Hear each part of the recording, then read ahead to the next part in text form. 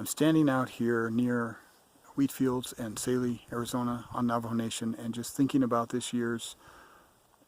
clinical week in Navajo Nation, and really thinking about the full cycle that this trip, every year has represented as we come to Navajo Nation and do free herbal clinics and work with permaculture and work with off-grid engineering concepts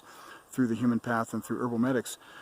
And all of this started for me about 30 years ago with a vision quest that was facilitated by a Navajo tribe member. That vision quest was me at a much earlier age, about the age of in my mid to late 20s, asking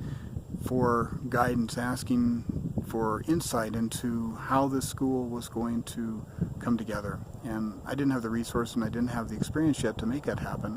in that first iteration of the school. Back then was called the Earth Mind Center, actually. But over the years and over the decades, so much has happened, and I realize that every step of the way is another step in this journey that I have to learn to let go and allow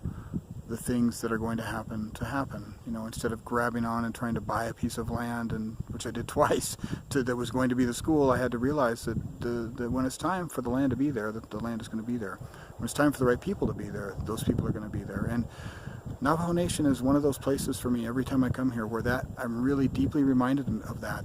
things happen in their own time and they happen in their own cycle, and as you create the energy that you create by talking and by moving and by connecting with people, it creates that cycle, and it helps that cycle, the next spiral of whatever that's going to be, go into motion. And that's really how we should be moving through life, in those cycles that are connected to other humans and to the planet.